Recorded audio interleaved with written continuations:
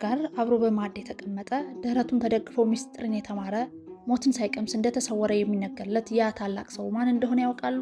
እሳታማው ሐዋርያ የነጎድጓድ ልጅ የወንጌል ንስር እየተባለ የሚጠራው ቅዱስ ዮሐንስ ወልደ ነጎድጓድ። በዛሬው ቪዲዮአችን ከገሊላ ባህር አሳ አጥማጅነት እስከ ፍቅር ሐዋርያነት በፍጥሞት ደሴት የታየው ያ አስገራሚ የራእይ ዓለምና አልሞተም ስለሚባለው ረቂቅ ስውራው ጥልቅና መንፈሳዊ ታሪክን ይዘንላችሁ ቀርበናል። እስከ መጨረሻው አብራችሁን ቆዩ። ከወደዳችሁት ላይክ አድርጉ። ለወንጌል ሚዲያ አዲስ ከሆናችሁ ሰብስክራይብ እያደረጋችሁ ተወዳጁን። ሀሳብ አስተያየት ካላችሁ ኮሜንት ላይ ጻፉልኝ። ቅዱስ ዮሐንስ ወንጌልን ለመስበክ የደረሰው እስያ ስለነበር ደቀ መዝሙሩን አብርኮርስን አስከትሎ ሄደ። ኤፌሶን በጥንቱ በታናሽ እስያ በዛሬው የቱርክ ግዛት ውስጥ ከተማ ናት። አስቀድሞ ቅዱስ ጳውሎስ ወንጌል ሰብኮባታል። ደቀ መዝሙሩን ቅዱስ ጢሞቴዎስን በከተማዋ ላይ ኤጲስቆጶስ አድርጎ ሾሞት ነበር። እሱም በግፍ እስከተገደለበት ጊዜ ድረስ ቅዱስ ዮሐንስን እየረዳው በከተማዋ ብዙ አገልግሏል። በኋላ ግን በግፍ ገድለውታል። ቅዱስ ዮሐንስ ወደ ኤፌሶን ለመሄድ በመርከብ ሲሳፈር መርከቡ በማዕበል ተሰበረ።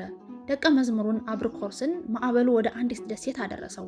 ቅዱስ ዮሐንስ ግን በመርከቡ ስባሪ ተንጠልጥሎ በባህሩ ማዕበል መካከል 40 ቀንና 40 ሌሊት ከኖረ በኋላ ማዕበሉ ተፍቶት አብርኮርስ ካለበት ደሴት አደረሰውና ተያይዘው ኤፌሶን ከተማ ገቡ።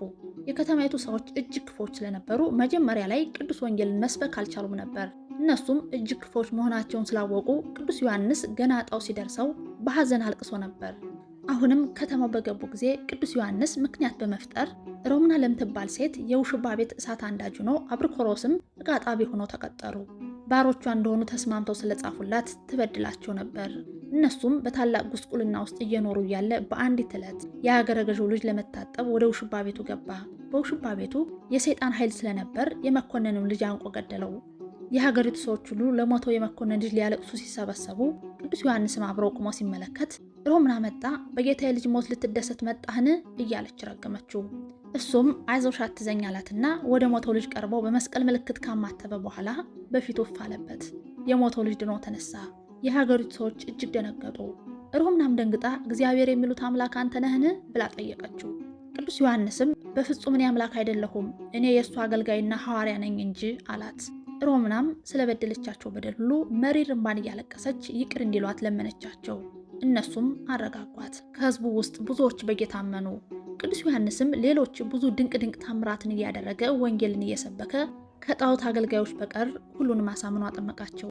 አገልጋዮችን፣ ኤጲስቆጶሳትን፣ ቀሳውስትንና ዲያቆናትን ከሾመላቸው በኋላ ወደ ሌሎች አቅራቢያ ሀገሮች ሄደ። በመጨረሻም በካዲውና በጨካኙ በድምጥያኖስ ዘመን በጣዖት አምላኪዎች ተከሶ ለፍርድ ቀረበ። በፈላ ውሃ ካሰቃዩት በኋላ በፍጥሞት ደሴት አጋዙት። በዚያም ሳለ ራእዩን ተመልክቶ ጻፈው።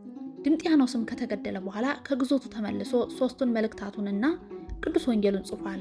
ጌታችንም አስቀድሞ ሞትን እንደማይቀምስ ለዮሐንስ ቃል ገብቶለት ነበርና ጥር 4 ቀን እንደ ኤልያስና ሄኖክ ሞትን ሳያይ ወደ ብሔረ ሕያዋን ወስዶታል። ጌታችን ለዮሐንስ ያልነገረው እሱም ያላስተማረው ምስጢር የለም። ወንጌሉን መጻፍ ሲጀምር በመጀመሪያ ቃል ነበር፣ ቃልም በእግዚአብሔር ዘንድ ነበር ብሎ የጌታችን ነገር ተመራምረው ለመድረስ ሲል በመሃል መልአኩን በዮርዳኖስ ባህር ላይ ሲሄድ አገኘው። መልአኩም የዮርዳኖስን ባህር በእንቁላል ቅርፊት እየጨለፈ ወደ ውጭ ሲያፈስ ተመለከተው። ዮሐንስም ተገርሞ ምን ማድረግህ ነው አለው። መልአኩም የዮርዳኖስን ባህር ቀድቼ እየጨለፍኩ ልጨርሰው ነው ሲለው፣ ዮሐንስም መልሶ ታዲያ በእንቁላል ስባሪ ነውን አለው። መልአኩም አዎን አለው። ዮሐንስም በከንቱ ደከምክ አለው። ያን ጊዜ መልአኩ መልሶ አንተ እንጂ ደግሞ የአምላክን መገኘት አኗኗሩን ተመራምረህ በጥበብ ለማግኘት ብለህ በመጀመሪያ ቃል ነበር፣ ቃልም በእግዚአብሔር ዘንድ ነበር ብለህ ጀምረህ የለምን? እኔም የዮርዳኖስን ወንዝ በዚህ እንቁላል ቅርፊት ቀድቼ ጨርሳለሁ አለው።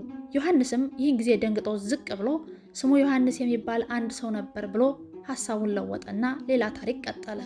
ቅዱስ ዮሐንስ ጌታችንን እስከ እግረ መስቀሉ ድረስ በመከተሉ ክርስቲያኖችን ሁሉ ወክሎ እመቤታችንን ባደራ የተቀበለ፣ እሱም ለእመቤታችን ባደራ የተሰጠ ሲሆን እመቤታችንን ከወሰደ በኋላ ለ16 ዓመት እየተንከባከበ ጠብቋታል። እናቱም በሕፃንነቱ ስለሞተች እመቤታችን ናት እየተንከባከበች ያሳደገችው። ቅዱስ ዮሐንስ በመልኩ ከጌታችን ጋር ይመሳሰል ነበር። ቅዱስ ዮሐንስ ስዕል የመሳል ተሰጥኦም ነበረው። ጌታችን በተሰቀለበት ዘመን የነበረው ጢባሪዮስ ቂሳር ልጁ በሽተኛ ነበር። የጌታችንን የማዳን ሥራ እየሰማ እነ ጲላጦስም ስለ ጌታችን የሚጽፉትን ይሰማ ስለነበር ልጁን ከጌታችን መቃብር እንዲያኖሩለት ላከው። ልጁም ፈጥኖ ተፈወሰለት። ጢባሪዮስ ቂሳርም በልጁ መዳን ምክንያት የጌታችንን ውለታ ማስቀመጥ ፈልጎ የጌታችንን ስዕሉን የሚስልለት ሲያጠያይቅ ዮሐንስን አገኘው።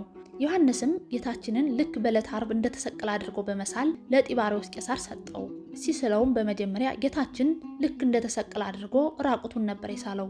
ዮሐንስ የሳለው የጌታችን ስዕል አፍ አውጥቶ በመጀመሪያ አይሁድ በኢየሩሳሌም ራቁቴን ሰቀሉኝ፣ አሁን ደግሞ አንተ ድጋሜ በሮም ራቁቴን ትሰቅለኝን ብሎ ተናገረው። ዮሐንስም እጅግ ደንግጦ እንዴት አድርጌ ልሳል ብሎ የሳለውን ስዕል ቢጠይቀው ስዕሉም ከለሜዳ ልብሰ ሳለኝ አለው። ዮሐንስም እንደተባለው ከለሜዳ ልብሶ ከሳለው በኋላ ስዕሉን ትኩር ብሎ ተመልክቶ ቢስመው ከንፈሩ 1 ቀን ተኩል ያህል ተጣብቆ ቆይቷል።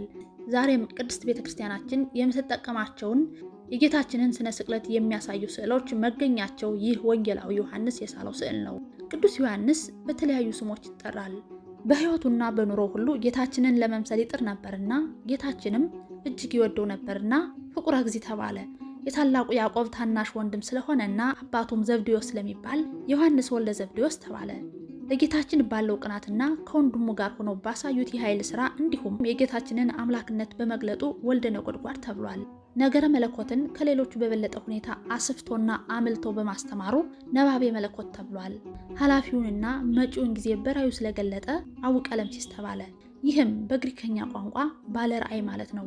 የጌታችንን መከራ መስቀሉን እያሰበ 7 ዘመን ሙሉ እያለቀሰ ስለኖረና ፊቱን በሐዘን ስለተቋጠረ ቁጽረ ገጽ ተብሏል። የቅዱስ ዮሐንስ ረድኤት በረከቱ ይደርብን፣ በጸሎት ይማረን፣ አሜን። ከወደዳችሁት ላይክ አድርጉ፣ ሐሳብ አስተያየታችሁን ኮሜንት ላይ ጻፉልኝ።